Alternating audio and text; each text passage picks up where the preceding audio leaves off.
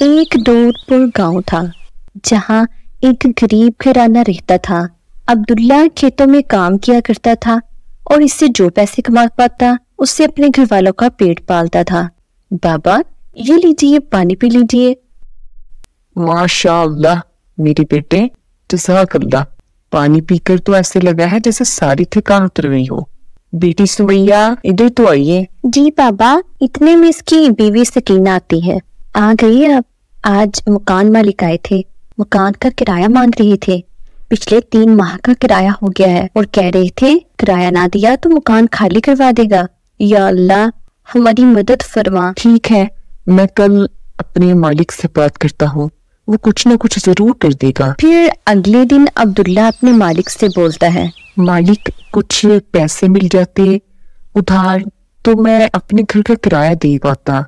क्या हुआ अब्दुल्ला मियाँ, कोई परेशानी है? जी मालिक, मैं इतने पैसे नहीं कमा पाता कि अपने घर वालों को पेट भर खाना खिला सकूं। पता नहीं रोटी का इंतजाम कैसे होता है, ये मेरा अल्लाह ही जानता है। अब वो मकान का 3 माह का किराया जमा हो गया है और मालिक मकान ने घर से निकालने की धमकी भी दे दी है। अच्छा, तो तुम ऐसे करो, ये 2 बकरी के बच्चे हैं तो इन्हें ले जाओ और इसे बड़ा करो और इसे अच्छे दामों बेचना, जिससे तुम्हारी सारी परेशानी दूर हो जाएगी। अल्लाह तुम्हारी मदद फरमाए।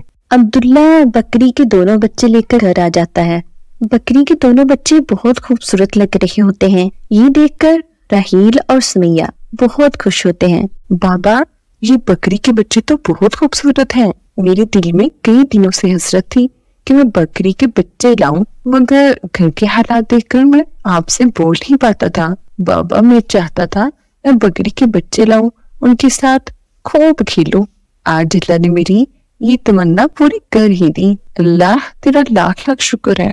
अब मैं इनको पालूंगा और उनके साथ खूब खेलूंगा। ठीक है बेटा, इनकी तुम्हें ही खिदमत करनी है, शायद ये हमारी किस्मत बदल दे। राहेल दोनों बकरी के बच्चों को जंगल ले जाता है और सबज सबज पत्ते खिलाता है।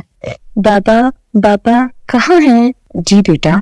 बाबा, मैं इसमें से एक का नाम बादिल रखूंगा और दूसरी का नाम बादशाह।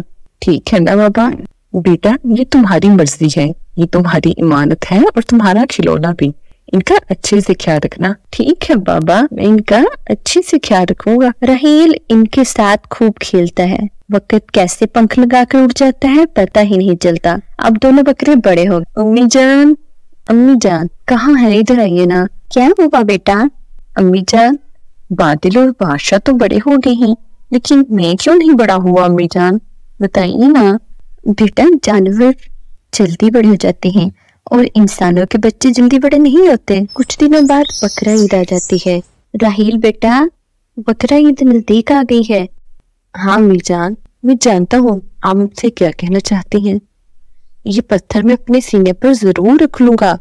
मैं जानता हूँ मुझे अपनी चीज अल्लाह की राह में कुर्बान करनी है। माशाअल्लाह बेटे, तुम जैसा बेटा अल्लाह हर माँ को दे। घर के बाहर कसाई खड़ा होता है और आवाज लगाता है, राहील बेटा, बादिल और बादशाह को ले आओ, अब अल्लाह के घर जाने का वक्त हो गया है।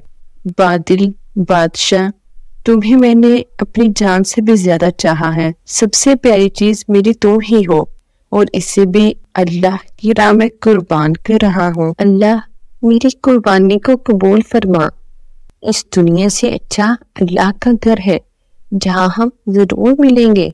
सही कहा बेटे, मरने के बाद अल्लाह तुम्हें तुम्हारी प्यारी चीज अता फरमा देगा। जन्नत की वादियों में खूब खेलना, वहां तुम्हें कोई जुदा नहीं कर पाएगा।